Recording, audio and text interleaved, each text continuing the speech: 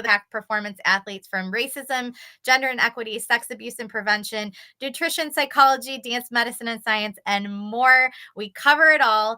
And our goal is to really just educate and provide perspective and resources from guest experts like my friend Jennifer Milner here today, so that we can leave this community better than we found it. There's a lot to hash out when it comes to performance athletes, and that's why we do this show. So, without further ado, you might notice I'm missing my fabulous co-host and friend, Melissa McDaniel Grisham. She is out today. So it is me, and I'm excited to be having this conversation with our dear friend, Jennifer Milner. Jennifer, welcome. How are you?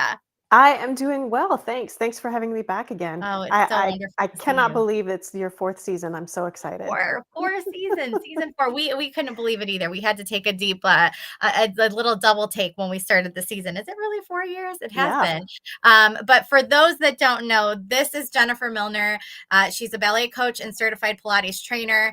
After having a very successful performance career, Jennifer became certified in Pilates. She's trained dancers from New York City Ballet, the Kirov Ballet, American Ballet Theater, San Francisco Ballet, all the ballets, basically. She's also the founder of the Bendy Bodies podcast, devoted to athletic artists with hypermobility issues, along with our friend, Dr. Linda Bluestein, who we love. She's a member of the International Association of Dance Medicine and Science, otherwise known as IADAMS, and has presented at several world conferences. She's a member of Dance Medica, as are we at Apollo, Doctors for Dancers, and serves on the advisory board of Minding the Gap. You can find her at jennifermilner.com, and I'll make sure to put that information in at the end for you. Jennifer, what has been happening this season? How has it been going for you? What's new? I think sometimes what's new is that it feels like nothing's new. And we Which feel like can we're be the going through these problem. Yeah. right, like we're Yeah. going through these cyclical Yeah. of what's happening. Didn't we see that last year? Didn't we try to talk about that? So But true. but also I think what's new is that people are starting to listen to conversations like these and Yay. the conversations that you guys try to have. Yeah. And so in that way, I'm very encouraged. So Yeah. hopefully what's new is we're kind of keeping going with getting information out there. Yeah, that's the blessing and the curse of this industry that we love so much, and, Yeah. we just as long as we have people keeping at it and doing the work, that's a good small positive step forward. What is the biggest gap? I always like to ask this of you and Dr. Bluestein in particular when you guys come on, but what is the biggest gap you're seeing in general for dancers right now as far as training, awareness? What are the trends you're seeing and the gaps that we're seeing in the dance industry? Um, I think I think that we're seeing a lot of great information come out in the dance medicine and the dance research, and we're making some really great strides in the research that we're doing and the information that we're getting. And the gap is how do we get that information to the dance studios, to the dance teachers, and how do we help them make the most of their time? Yeah. One of the issues we talk about, or we're seeing a lot of, is again, everything's kind of cyclical. So these things come back around. But like, for example, for Pilates, it was founded decades ago. And then every 5 to 10 years, it becomes like the hot new trend. Right. Yeah. And so we see those things go cyclically. And in the dance world, I feel like there's been a great dissemination of information saying dance training is not enough, like dance class is not enough. We can talk about the reasons for that, but I think that that's what we're seeing. And so people need to augment their dance training to have the healthiest, longest careers possible. And then they get so inundated with information, people get confused as to, well, what should I be doing? Like, should I be doing what I see on this Instagram account or on that TikTok? Yeah. Or, my schools are telling me to do this and my coach is telling me to do this. And, Yeah. and so I think that big question of, I only have so many hours in the day, what am I supposed to do? Is one that has kind of come up again, unfortunately. Well, and that's a great segue because the question, for those that are not familiar with our show, we ask one question under one of the big umbrellas that I named earlier. And we have a guest expert, being Jennifer today, join us to kind of weigh in and provide education and resources. And today we're exploring what are the differences between conditioning versus cross training? And how do you know which to focus on in your training? You hear these buzzwords all the time, cross training, conditioning, accountability, all the things, but what do they really mean? And how does that apply to a group scenario versus individual? We're going to explore all of that with Jennifer today. So, getting into it, the very basic level, what are the fundamental differences between conditioning and cross training and the context of fitness and exercise? So there's no hard and fast definition, right?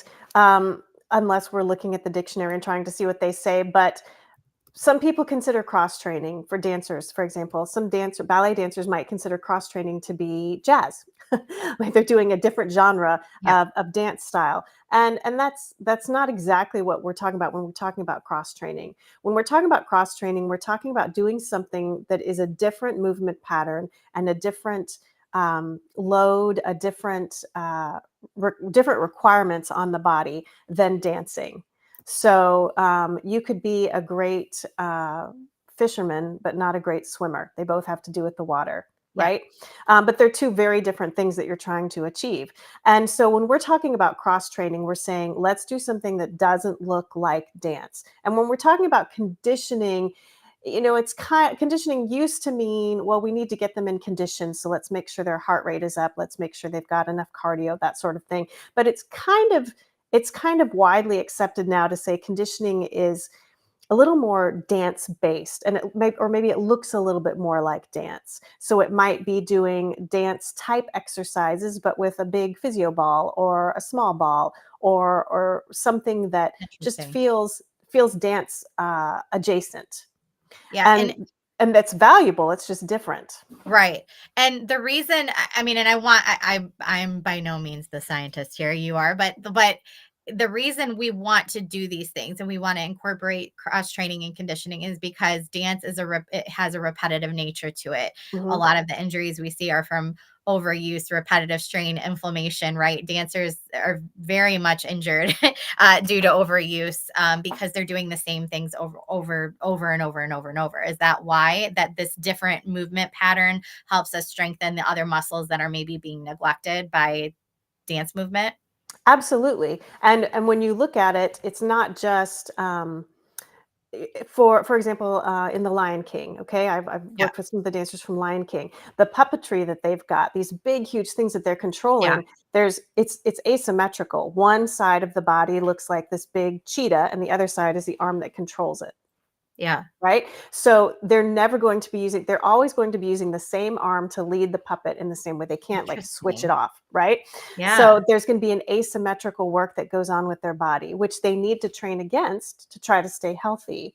And then at the same time, we also want to say, like, if you're a ballet dancer, it feels so good to walk around with your legs completely turned out in that kind of duck waddle that the ballet Yeah. dancers Yeah. always do, You can but it's spot it not from a healthy. mile away. Yeah. Exactly, but it's not healthy, and so we want to find ways to work in turnout as well because it's better for our hips. It gives more information to our hips to fully use the whole socket and to not just hang out and turn out.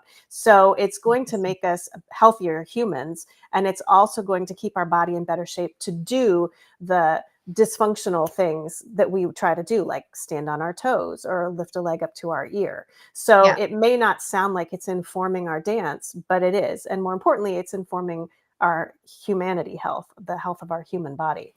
Yeah.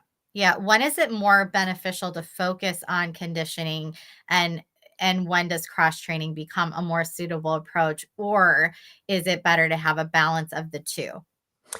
I feel like it's good to have a balance of the two because you can use a big physio ball to find your turnout muscles, right? You can lie down, put your feet on the ball, try turning out, and you'll feel those muscles in a different way.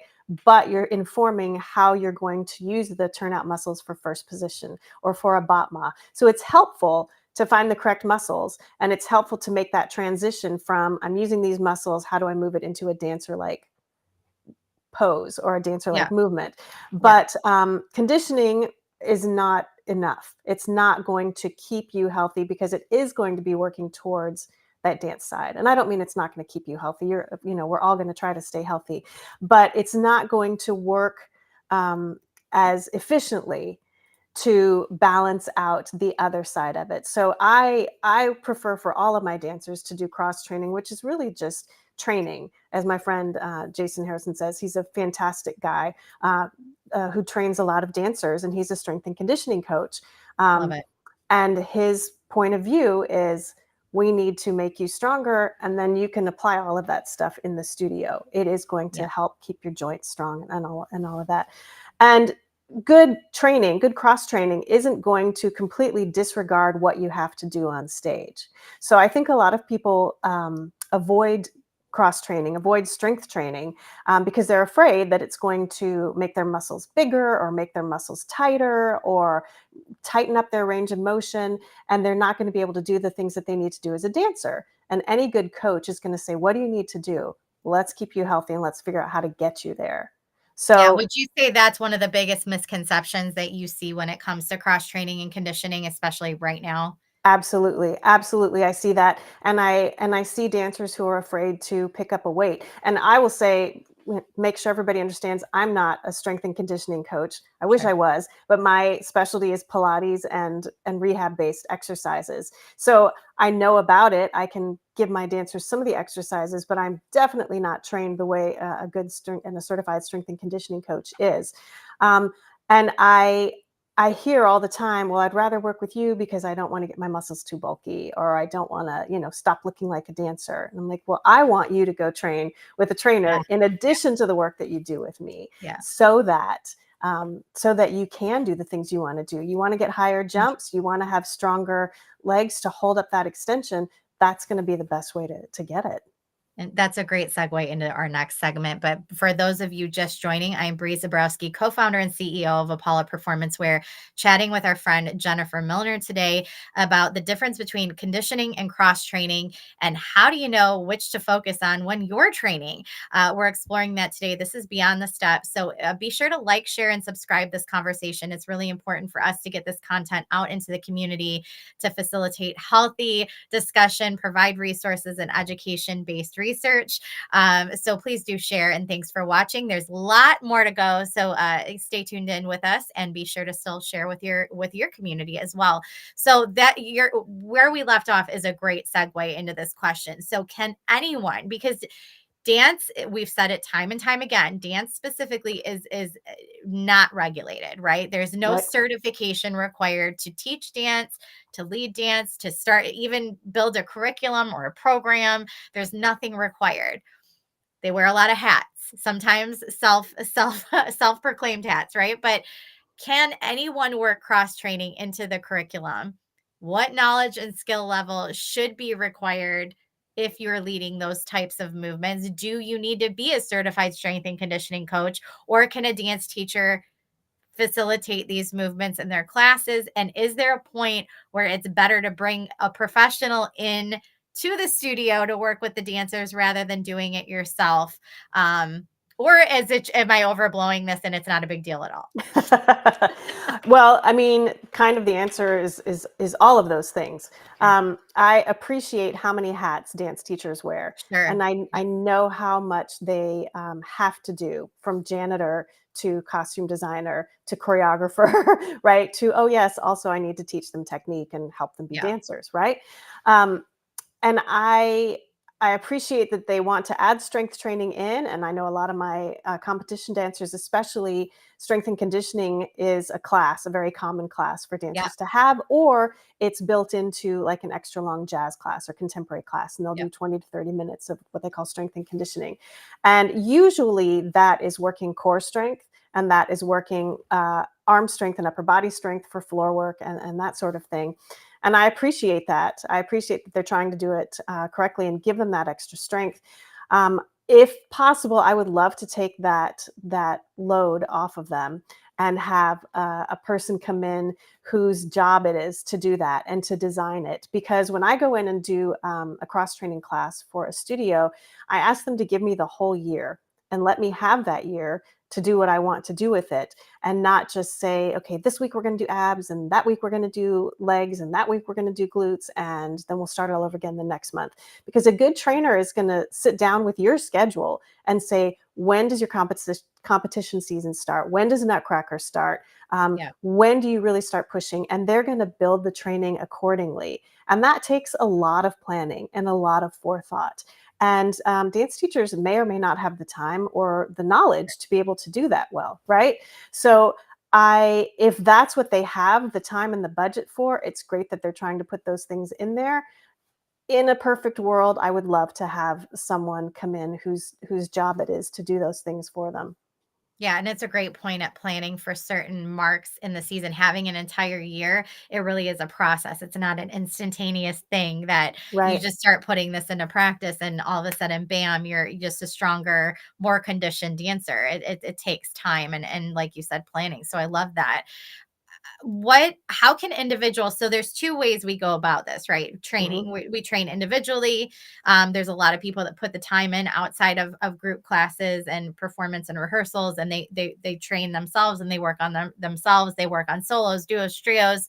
How can individuals determine which approach suits them best? And then what about for groups? How do we decide what we're doing for a group with all different levels and abilities in that group? I mean, there's some people whose bodies are just not meant to go a certain way. They only stretch so far, only can do so much. Hmm. And when you have a group setting, how do you train as a whole when you're talking about conditioning and strength training?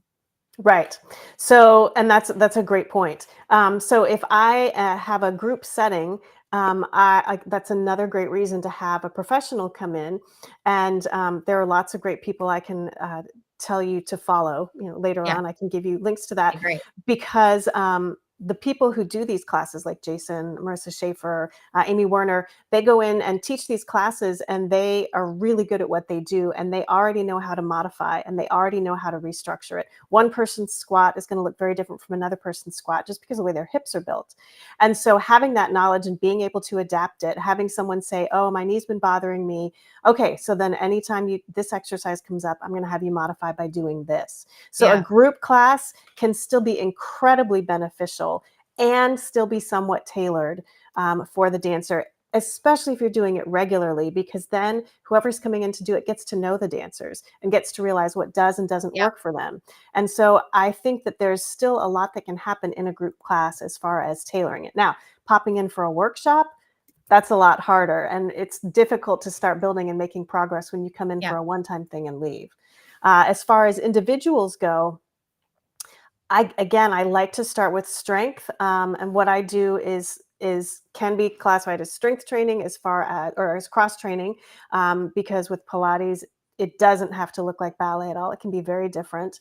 But I also can incorporate those exercises to look a little bit more like ballet conditioning for them to figure out how to transfer it from the gym or from the clinic into the studio. So I think it's valuable to have someone who can help you make those transitions, whether you have a separate strength coach and a separate conditioning coach, or you have someone that can do both. As you're trying to find someone, I would say, what do you want that person for? Are you always having sore hips? Are you always having the teachers give you these same corrections and you're trying to figure out how can I fix those and what's wrong with them? Or are you like, I just need to get stronger. I need to get my stamina up. I always feel tired and my joints all feel draggy, and maybe go at it from that point of view. The most important thing to me is finding someone who's going to be able to work with dancers well. They don't yeah. have to be a dancer, but finding someone who can work with them well. So I would start with, who do I know out there that's good? And then whether or not they're conditioning or a strength or Pilates or gyro is secondary to that.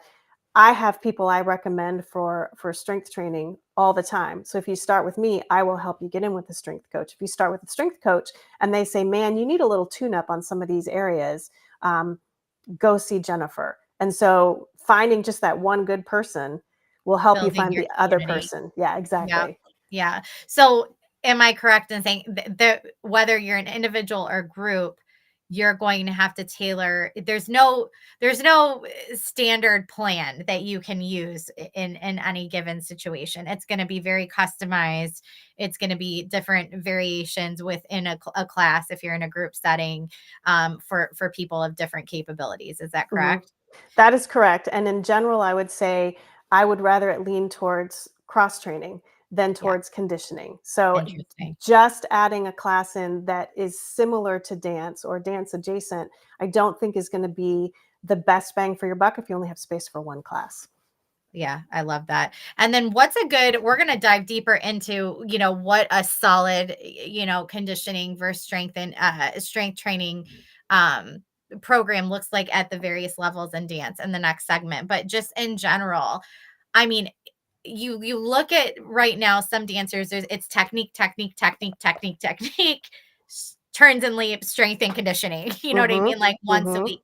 Is once a week realistically enough if you're putting 4 to 5 days of dance in a week? Is that enough to see the results and generate results, or is it something that needs to be consistent and more?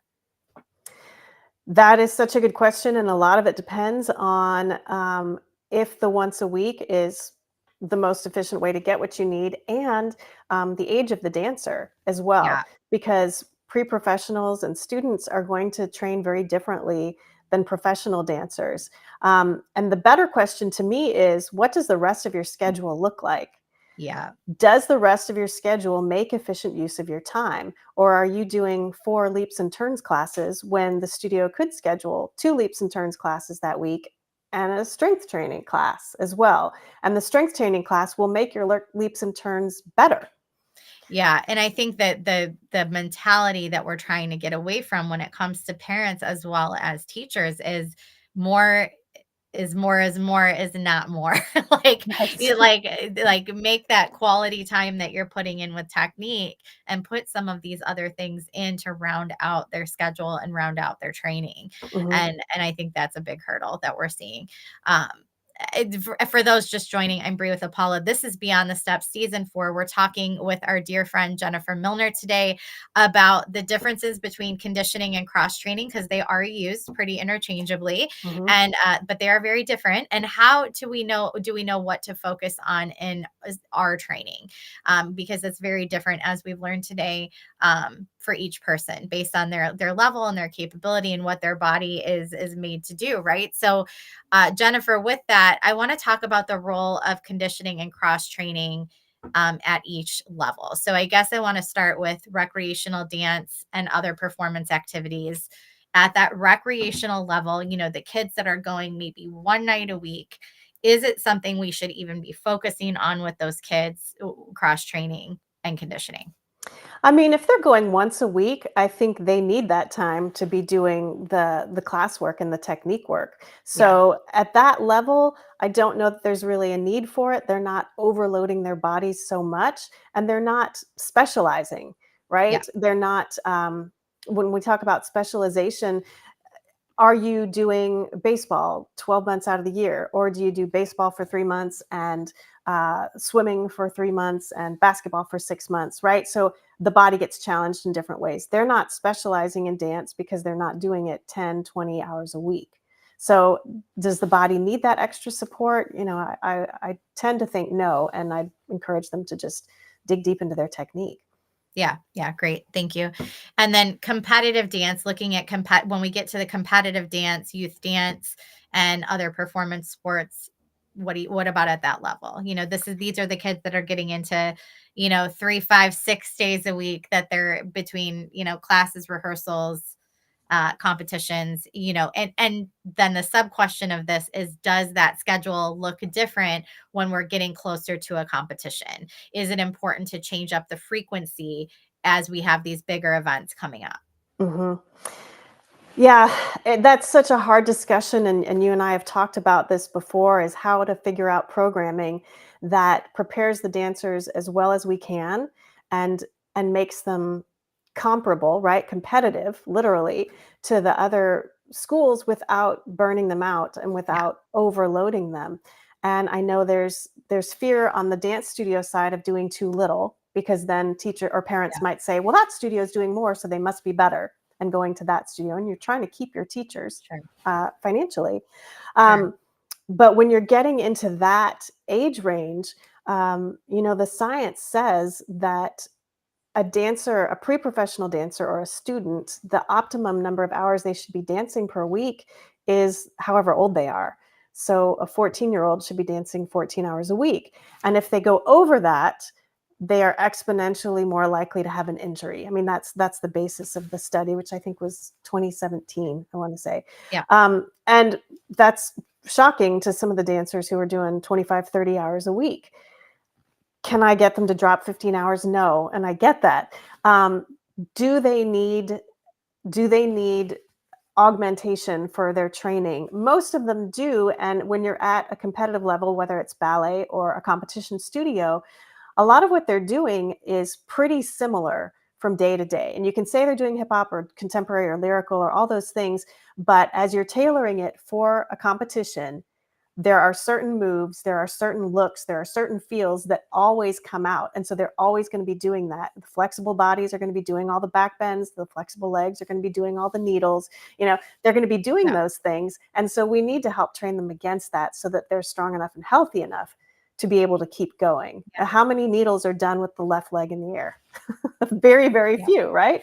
Yeah. So Yeah. any strength training we could put in there would be great. And I would build it in at the beginning of the season. And as it gets closer to competition Yeah. time, strength training starts to look more like dynamic stretches and release work Yeah. and prepares them for whatever comes next. And that's where having that professional is going to Hmm. come in really handy because they're going to know when it's time to ramp up, when it's time to pull back. And unfortunately with dance, when we're talking about the rigidity of a schedule, dance studios most times have other things going on. They have a million classes and different levels, and there's only certain blocks of time that are cut out for Yeah. certain kids. And you really have to fit everything into that time slot, and something is inevitably going to have to give. And oftentimes it is the cross training, it is the strength and Yeah. conditioning, it is all of those things that are considered extras when really maybe they should be considered the more important of the two, right? So it's interesting. So then talk about professional dance and other athletics. So when we get to the professional world, this is a little bit different than competitive, because where competitive, it's a sort of a push and pull between the teacher and then the kid and their Mhm. off time and the parents and what they do extra to support their dancers, or if they're able to do something extra, versus at the professional level. Oftentimes we see that they have facilities, they have trainers, they have people that are helping take care of them, but oftentimes we see that that happens at the point of injury, not Mhm. before. And so do you feel like at the professional level we're seeing enough attention on strength and conditioning and cross Well, and training? there again, it's trying to change a fair amount of tradition, right? And trying to encourage Yeah. that to change. I don't think I think it's talked about and I think it's encouraged, but it's not built into the dancer's schedule. And that's what's difficult. Yeah. And to find a way to build a professional company's schedule so that there's 1 or 2 days a week that are lighter, like maybe they don't have to rehearse Yeah. that much. Those things like Nutcracker that they've done for 30 years. And I'm not telling people not to be rehearsed enough, but maybe there's an hour or Sure. two less and the dancers have 2 hours in the morning or 2 hours in the afternoon to do what they need to do, whether it's going to do cross training, whether it's sitting in an ice bath, like whatever they feel like they need, they have the space to do it, and they have the space in their physical body, in their bucket, to do that without pushing themselves over the edge, because we want to build Yeah. someone up to be able to do snow. I use that analogy all the time because snow is 9 to 11 minutes long, and we Sure. want them to have that stamina for it, but they're not going to get that stamina by just running snow over and over again. So we need to give them space in the schedule to be doing their swimming or their running or biking or whatever it is that's going to help them get there. And we can't say rehearse 10 hours a day and then go do something else to make yourself strong enough to do this. We have to give them the You have to space. allow them the Hmm. time to do those You other do. things. And I think that might be the biggest issue and hurdle is like we said earlier, so much of the emphasis is on the technique and the rehearsing that we forget that other stuff is an important part Hmm. too. So that's a great point. So a lot of times with shows like this, people watch and they get inspired and super inspired and they're like, we're gonna go and do all this now. Like, but it can also be very Yeah. overwhelming. So if someone is, if there's an educator out there or a director or teacher or a coach that wants to incorporate a more balanced approach to conditioning and cross training in their training curriculum and isn't sure how to get started, what do you recommend? Like step one, what is that thing that you recommend they do to sort of put that into practice? And I know I'm saying this like we're kind of headed into competition season in the dance world now. This is a really hard time to like just make changes to a schedule that's been in place since, August or September. But the new year is a good time. This is when we start thinking about what that new dance season is going to look at. So these are things that we want to be thinking about now. How do they go about getting that in? Do they ask their teachers, "Hey, are you comfortable teaching this? Are you qualified to teach this?" What is that step? And that's a great question. And I think this is the perfect time of year to think about it. As you said, it's the new year.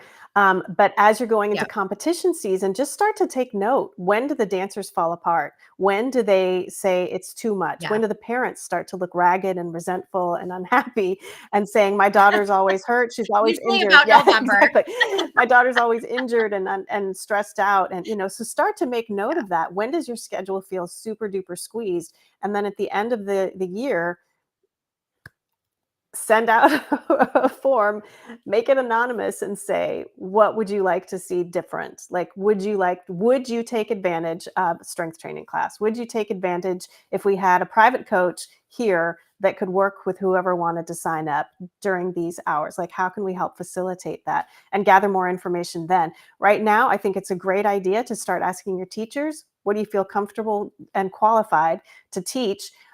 Where can we make the schedule more efficient? As I said before, maybe we take out one of the leaps and turns classes and put in a strength class instead of that. I know it's really hard to drop some of those classes, but just look at what's going to make them a healthier, more competitive, like physically able to compete at a higher level dancer. So where can we adjust that schedule a little bit? And then I would also say start to clean up your social media and start to look for people who are really good at what they do and follow them and see how they do it. My friends post all the time. They say, I did this and this is why. Fantastic I did that content. and this Yeah. is why. And you'll start to see patterns and you'll start to be like, oh, so maybe I should look at that. Maybe I should try to get certified in this. And I think if you have great science expert based social media Instagram accounts to follow, I think that you're going to learn a lot and you're going to start to see those patterns and be like, oh, I could do this or I could do that. So as crazy as it Yeah, sounds, there's it'll so help. many accounts. Yeah, so many accounts out there that are like they have videos of exercises that you can do for a very specific thing or targeting a specific goal, and tons of evidence-based, science-based accounts, like you said, that are out there right now. And I'm sure we can talk about some of those at the end. But that's a great resource. That could not be more true. So this is a great segue into homework. We like to give our guests homework every episode, one small step that they can take between now and next week to make progress in this way. So somebody that really says, I need to get some cross training, strength and conditioning into my training regimen. What is that one step that they should take first and foremost? Start to gather information. I think it's really great Yeah. to ask your friends who go off and do cross training or strength training or conditioning and say, what do you do? How do you find the time? How does it make you feel? And think to yourself, what do I want to get out of it? You really want to find somebody, like I said, word of mouth is the best way because then they are out there giving you that firsthand feedback rather than just finding someone blindly.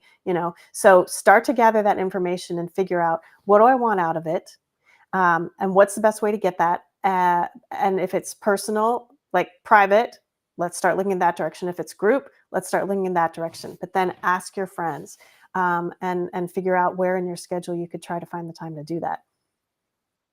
Yeah, and I think if you're an educator, this is sort of like a sub homework assignment, but if you're an educator, there's a couple things. Your parents might want to support you and might want to do these things with their athlete, their performance athlete. They just might not know how or how to get started. So you might find very willing participants in those parents that will support in the off time, if you kind of give them some guidance. But the other thing I would say, and this is something we repeat on the show over and over and over, build your network in your Hmm. community. If you're an educator, director, coach, find those PTs, those movement specialists, the people, the CSCS, certified strength and conditioning coaches, and make sure you find them, and so that you can call them and say, look, I've got a group of dancers that you could come in and do a class, possibly gain more clients from that directly.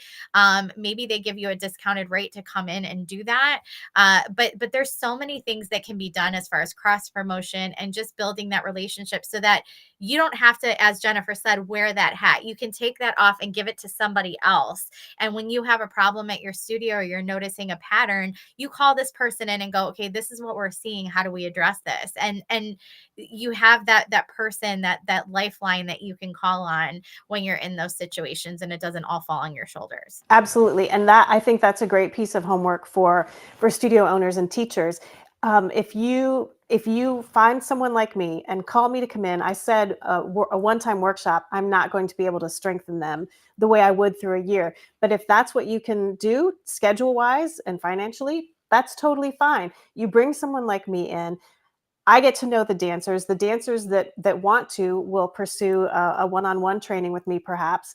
But more importantly, we form a relationship, and then 3 months later, you are noticing that all of your dancers are getting tendonitis in their calves for some reason. You don't know why, but then you can call me and say, "Hey, this is happening. Could we do a workshop that Yeah. might address that?" And then you've got someone that you can work with. A strength coach can do the same thing and say, "All right, let's talk about this, this, and this." And so even if it's not every week, you've got a relationship with someone who can fill in the gaps for you. Yeah, absolutely. Thank you. And our homework is the same every week for you here on Beyond the Steps. We want you to take our Steps Initiative course. If you haven't done it already, this is a great piece of education that you can take individually. You can share it with your staff, your parents, your students, even. It is the hypothesis for this whole podcast. It is how we started this whole thing, this little project that we have with Beyond the Steps. It is a virtual course that you can take, go at your own pace. And it's going to tackle everything from racism, gender and equity, sex abuse and prevention, nutrition, psychology, and dance medicine and science. And it is evidence-based research. It is laying a foundation for you to do more work on your own. But when you know better, you do better.